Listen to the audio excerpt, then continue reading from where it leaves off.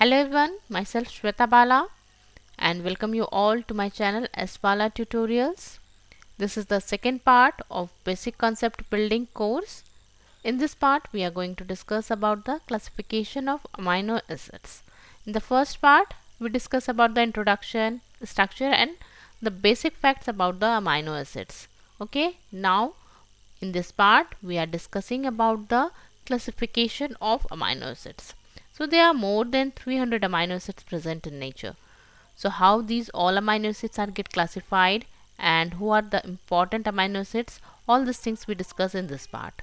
Okay, so friends, please subscribe my channel and hit the bell icon to get the latest updates and notifications of my upcoming videos. If you like my course, please like the videos. Okay, now let's start the today's session. So as I told you, there are more than 300 amino acids that are present in nature, but among them only the 22 amino acids are the proteinogenic. Proteinogenic means what? Proteinogenic means those amino acids that are participating in protein synthesis. Okay, तो nature में 300 से भी अधिक amino acids present हैं, but उन 300 में से केवल 22 अमाइनो एसिड्स ऐसे हैं जो कि प्रोटीन सिंथेसिस करने में मदद करते हैं, यानी जो कि प्रोटीनोजेनिक हैं. ओके, सो हम जितने भी प्रोटीन्स यूज़ करते हैं उनमें यही 22 अमाइनो एसिड्स जो हैं वो मौजूद होते हैं. रेस्ट ऑफ द जो अमाइनो एसिड्स हैं वो एज अ पेप्टाइड और एज अमाइनो एसिड के तौर पे ही हमें देखने को मिल जाएंगे. एज एंटीबायोटिक्स भी कई यूज़ होते हैं. ठीक है, तो हम बाद में इसके बारे में जानकारी लेंगे. फिलहाल अभी हम बात करते हैं इन 22 प्रोटीनोजेनिक अमाइनो एसिड्स के बारे में. इन 22 अमाइनो एसिड्स को हम स्टैंडर्ड अमाइनो एसिड्स भी कहते हैं. कारण है बिकॉज इनका इस्तेमाल होता है प्रोटीन सिंथेसिस में. Okay, so these all are called standard amino acid. And ये जितने भी स्टैंडर्ड अमाइनो एसिड्स होते हैं वो अल्फा अमाइनो एसिड्स होते हैं. मैंने आपको बताया था कि अल्फा क्या है, बीटा क्या है, गामा क्या है. ये सारे alpha beta gamma amino acids के बारे में मैंने फर्स्ट वीडियो में डिस्कस कर रखा है. ठीक है, अगर आपको नहीं पता है तो आप please go through that video. तो जितने भी अमाइनो एसिड्स प्रोटीन के अंदर मौजूद होते हैं वो सारे कौन से होते हैं? Alpha amino acids. ठीक है, in L alpha amino acids को हम सिंपली 3 लेटर कोडोन से या 1 लेटर एब्रिविएशन से डिनोट करते हैं. ठीक है, नाउ अब बात आती है कि इसका हम क्लासिफिकेशन कैसे करते हैं.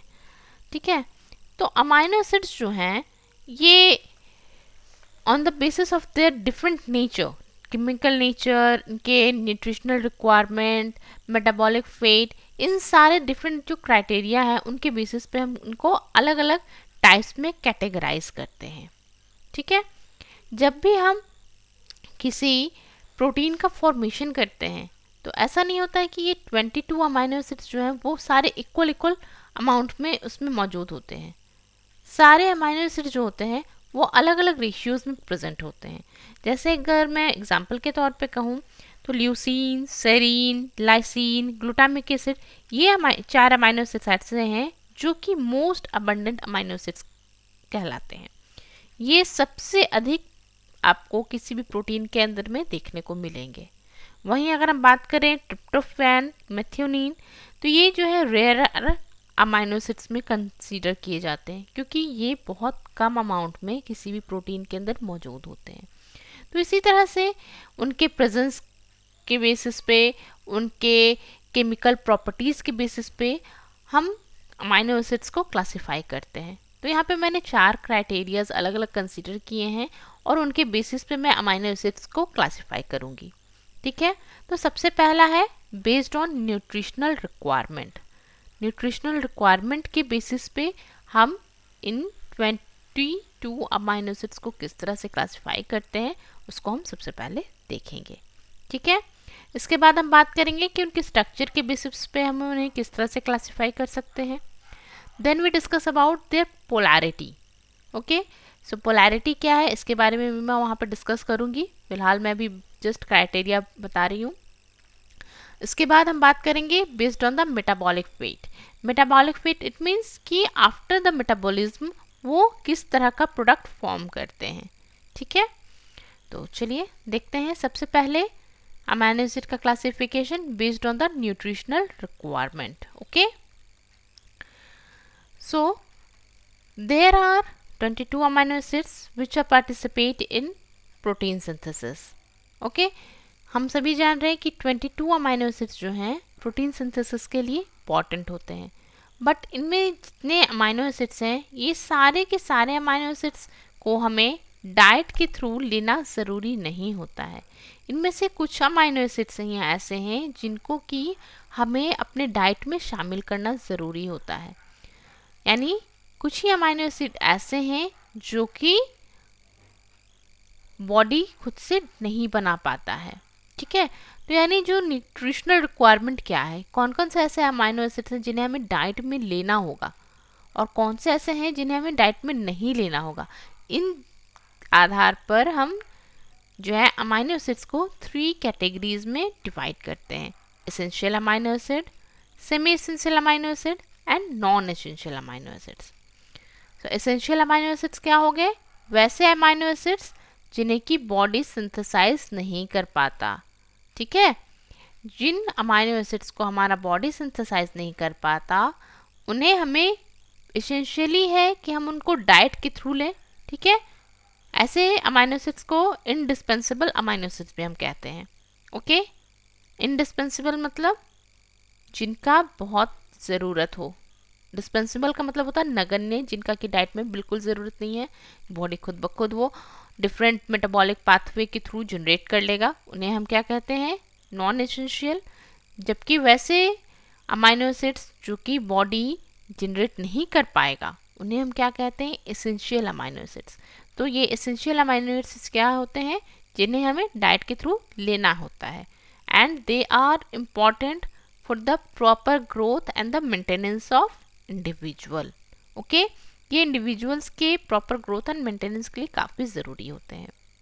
तो इस तरह से एसेंशियल अमाइनो एसिड्स कितने हैं, 10, ठीक है। 10 अमाइनो एसिड्स ऐसे होते हैं जिन्हें हम एसेंशियल अमाइनो एसिड की कैटेगरी में डालते हैं। ओके, तो सबसे पहला कौन है, arginine, valine, histidine, isoleucine, leucine, lysine, methionine, threonine, tryptophan and phenylalanine. Okay, so these are the 10 amino acids that are considered as a essential amino acids. Why?